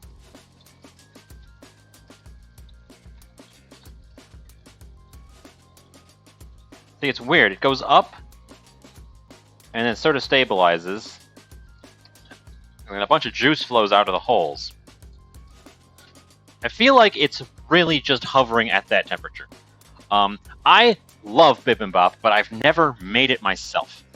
I did... Oh no, I didn't make pot stickers once. I made steamed dumplings. I've never made pot stickers from scratch either. I've made, like, frozen ones. I'm not going to be able to eat both of these. This is going to be... One of these is a leftover. We're going to take whichever one of these is the nicer one and construct my thing out of it. Veggie nuggets. Those are good too. I am going to say that I'm not flipping those guys anymore.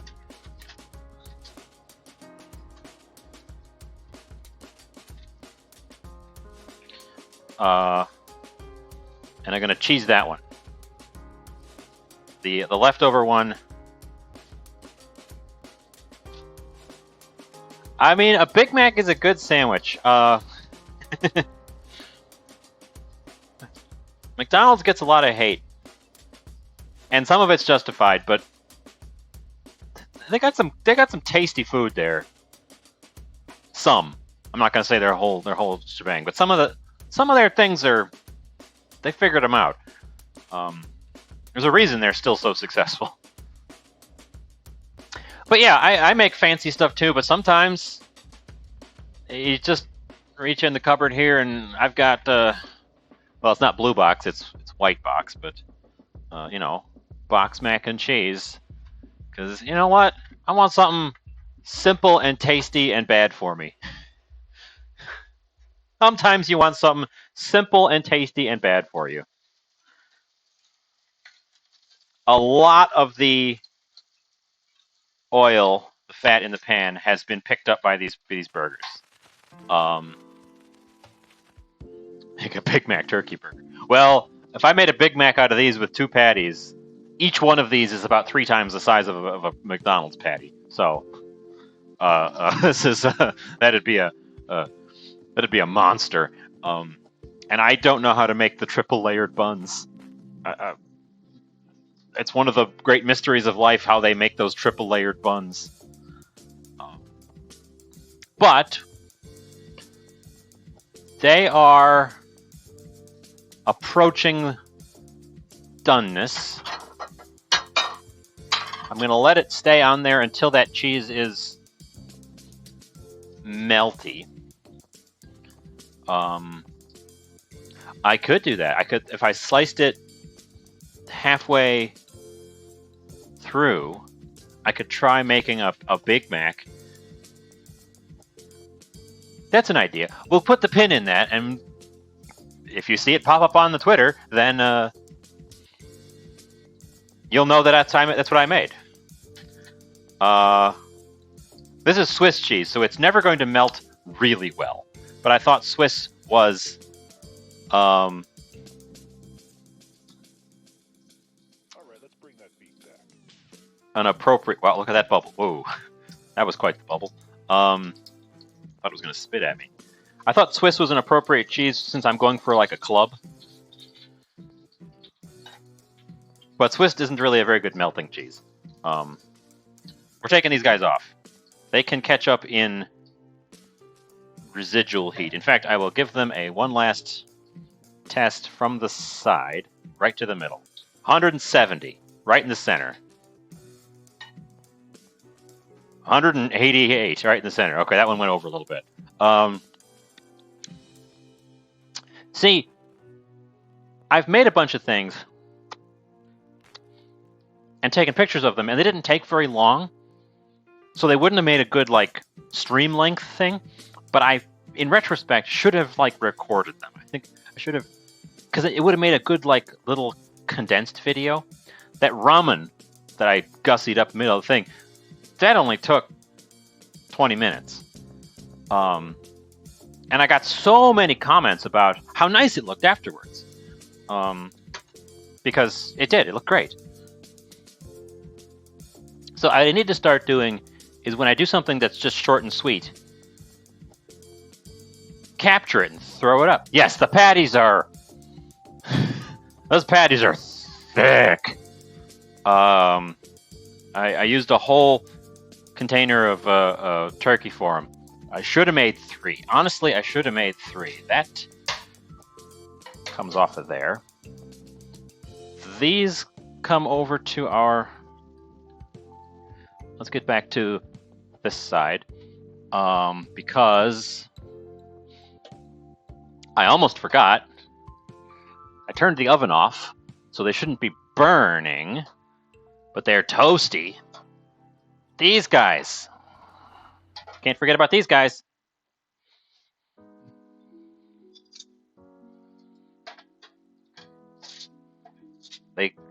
See, a few of them have gone over a little bit because they were cut too thin. That guy fell over, and that's why he's toasty. Looks like only one of them fell over, so the rest of them are good.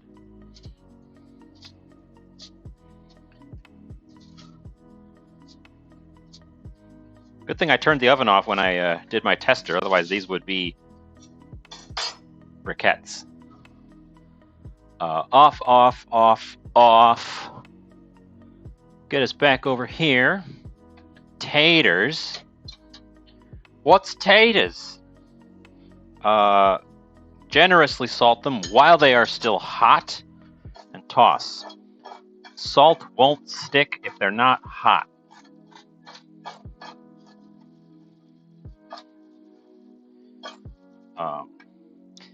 Yes, ramen. There's a picture of it on my Twitter. The trouble is, I've been trying to do my cooking here on a stream, but by the very nature of stream, it's got to get to a certain length, otherwise it's not... Like, it doesn't give people time to filter in, all that kind of thing. So the projects I do on stream are these either something longer or something that's got multiple parts to it. Today it's a multiple parts deal. Okay, we're gonna get out. We're gonna interrupt our camera with our plate.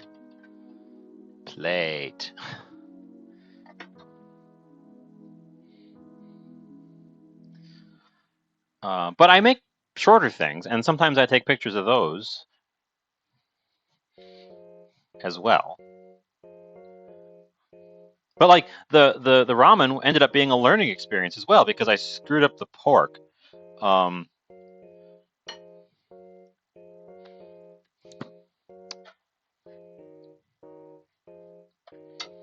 Okay.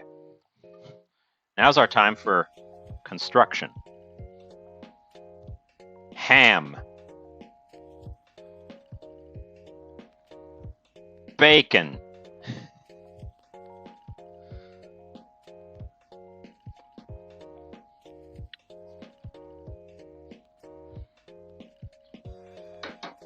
Move stuff out of the way. Put him on this side. Now, the question of what order do I put things on here?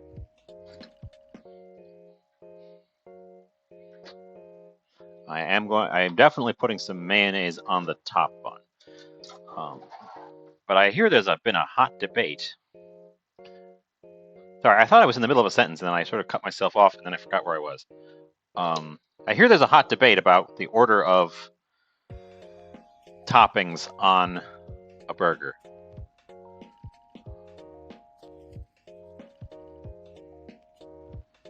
Yeah, I've got to remember to do this stuff where the camera can see it. Mayonnaise. Extra mayonnaise can go back in the jar. So the mayonnaise protects the top bun from the juice of the tomato and the water of the lettuce, but the lettuce shouldn't be directly on the warm meat ingredients because it'll start to wilt. So I think onion goes on next. So I'm going to take a slice of onion. I'm going to attempt a very thin full round using my big knife. So we're going for a right out of the middle, perfect slice of this guy. Get some of this paper off here.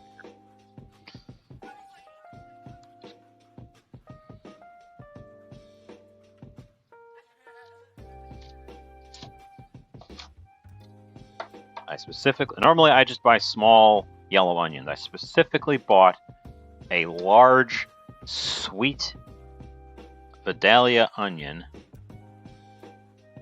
so that I could do this, and I've already messed it up.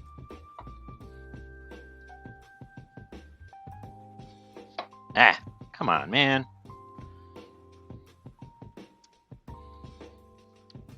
Try the other side. I'm slipping to the side as I try to push through it. That's what's happening here. If we get enough of these, I'll just do it with these instead of having a nice, even, perfect slice.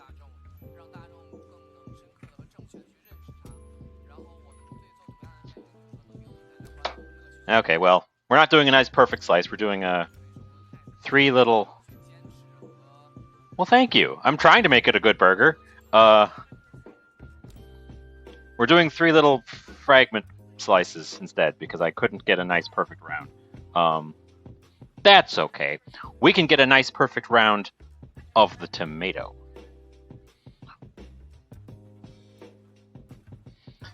And then we'll do a cross section. I'll take some pictures. I'll take a bite. I'll pull the pudding out of the. Oh yeah, you weren't here at the beginning on Fit Page. There's pudding, coconut milk tahini pudding, chilling in the fridge.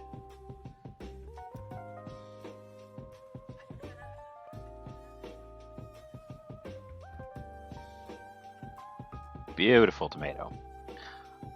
This tomato, the little tag on it said, product of Canada. And I've been seeing tomatoes of this quality with the product of Canada label on them all winter long. So I don't know what they're doing in Canada,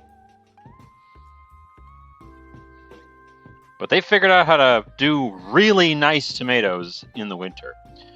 We'll be saving the rest of that tomato because I'm only using one slice for this, but I'm going to definitely enjoy the remainder of that beautiful tomato.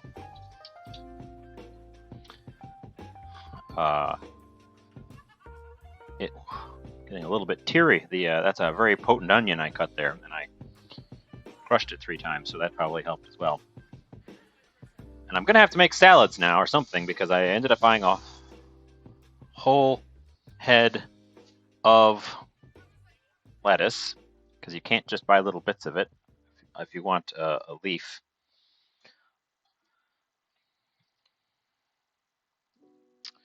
And it comes in a plastic sleeve now. It used to just come as a loose head of lettuce, but now it comes in a little plastic sleeve so that we can have more plastic and waste more plastic.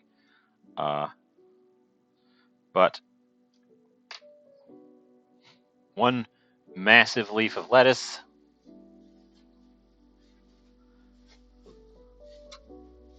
The spoon with the face. Half of a salad set? Maybe. Maybe. We'll have time to think about him. He'll be here being a dapper gentleman and staring at us from now on, I think.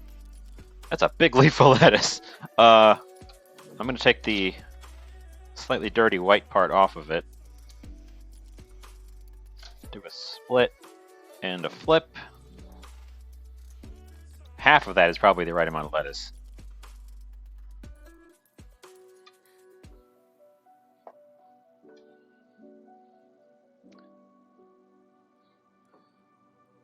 So I'm going to put the whole thing on there.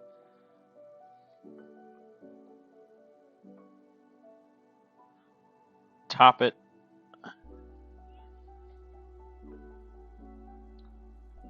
Oh man. Oh man. Fold it. No, I want the ruffles sticking out the sides.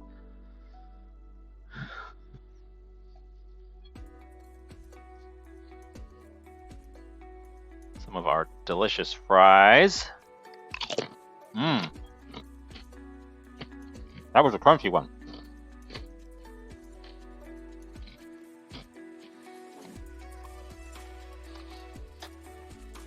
Get my juicy cutting board out of the way. Now we get to the fun part.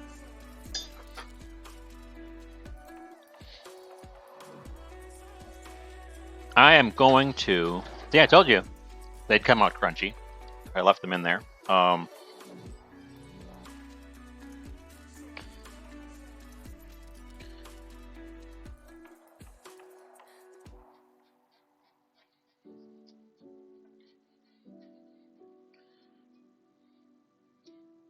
Are we cut through? I think we're cut through. Oh, man. Oh, man, look at that. Oh, man. The turkey burger is half the height of the thing. The sauce is here. I will put a decorative quenelle of it on the plate. Let me take a bite of this thing and tell you how I did.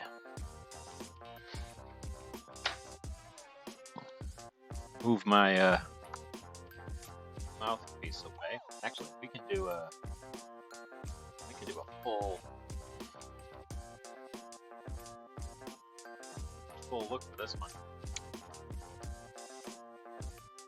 Oh, maybe.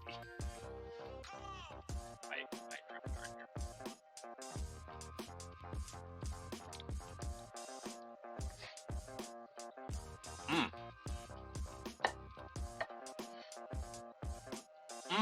Oh.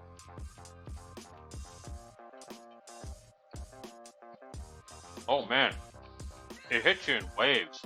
I'll tell you, the first thing that hit me of all those things was a tomato. Just pow, tomato. And then the turkey came flowing in, because there's a lot of turkey in there. And then the bacon said, "Hey, how you doing?"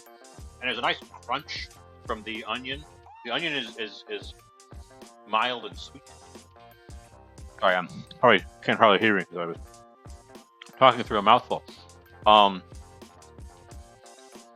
The lettuce, the fresh lettuce, is a nice, good, crisp crunch. Mmm. Oh man, that's great.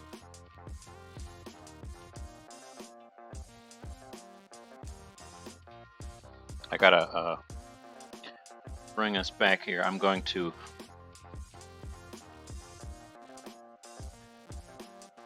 attempt an artful arrangement. I want to take some pictures here.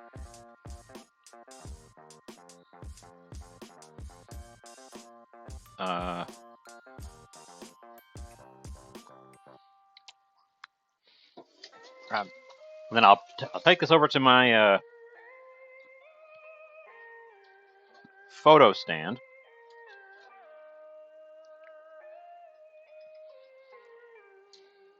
Then we'll come back and I will give that pudding a go. See how that worked out.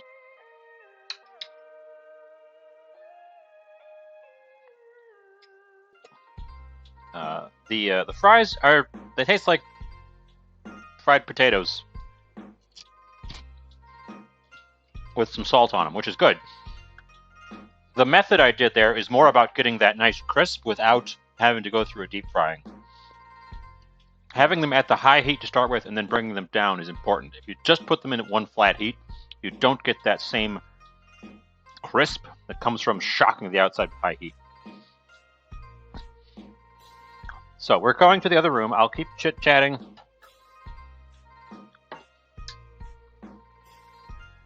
Ugh, all right, I had a fry in my mouth. I will keep chit-chatting while I'm in the other room. Walking around, picking up my tablet camera, grabbing some snaps of my gallery crashed. Got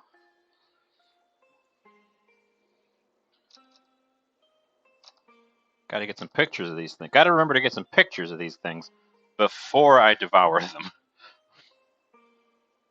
The number of things...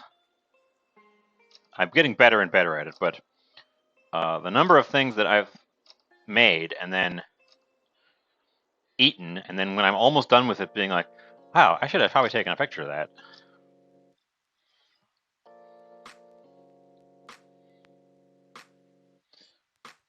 We're better at it now. I'm cognizant of taking my snaps before I just completely dive in on something. It's really good. The turkey is not overcooked. It's a little bit dry, but that's because it's turkey. I think it actually picked up a lot of the fats in the pan, and that really helped it from drying out. So it's going to sit there now for a moment because I am going to pull out... It looks like it may have actually tried to separate a tiny bit there. But this I'm very curious of. It's firm. It's a little dry on the top where it was exposed, but that stirs in. It's the consistency of pudding.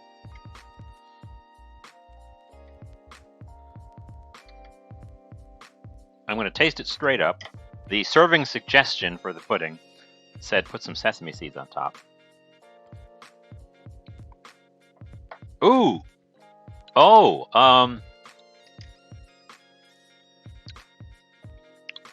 that needs words to describe it. It's very rich and creamy. The coconut is definitely the dominant flavor. But it's got a very rich, smooth, very rich, smooth texture to it, which is the tahini. And then the tahini sort of is an aftertaste to it.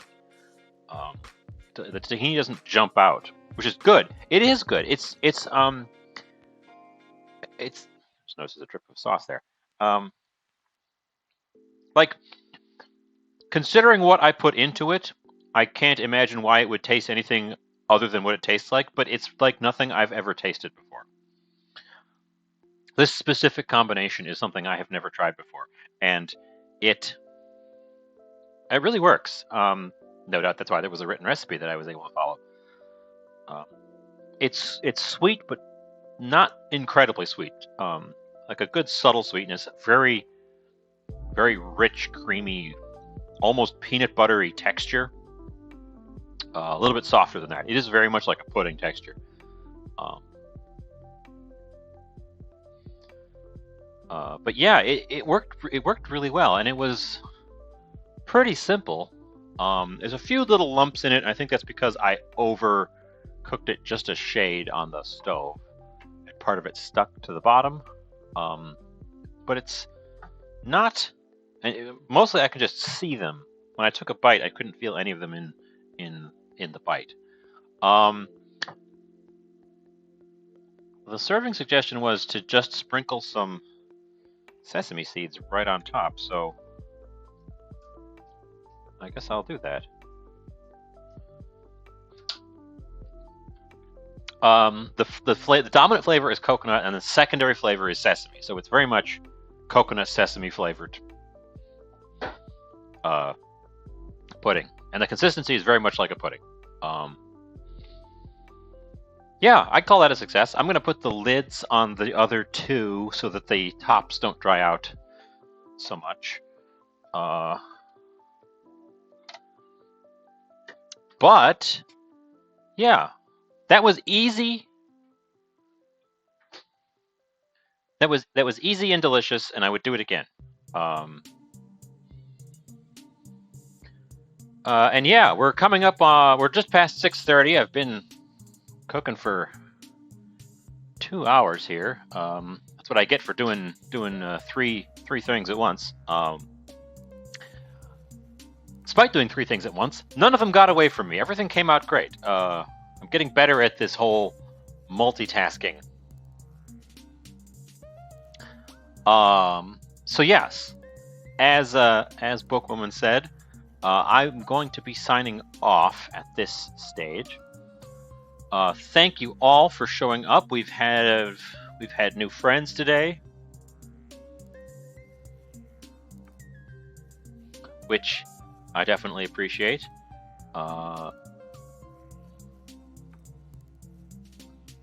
I'm going to. This will probably be the last time we see the Pretzel Bot, because I think I'm going to rethink my entire music scheme.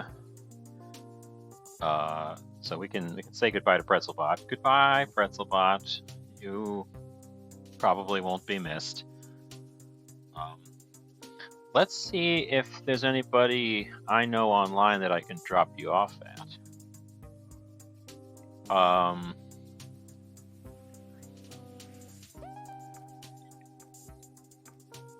Let's see.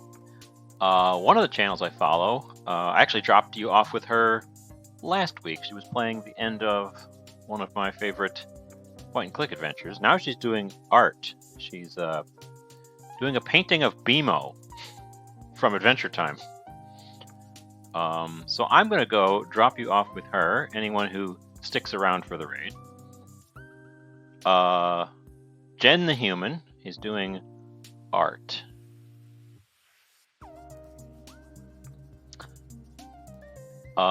If you don't want to stick around for the raid, that's fine.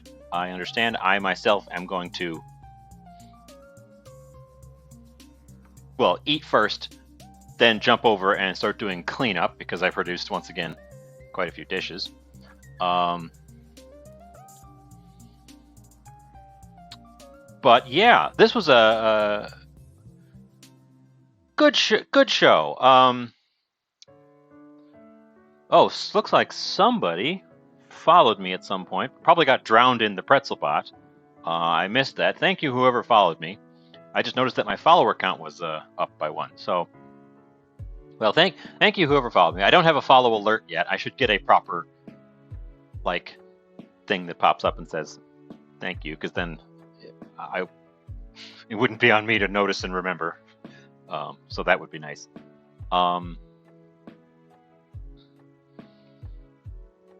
But yeah, good show all around.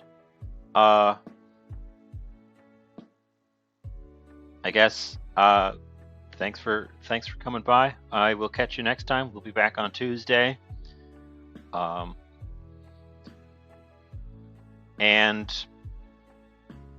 I don't have a sign off. All great radio hosts have a signature sign off.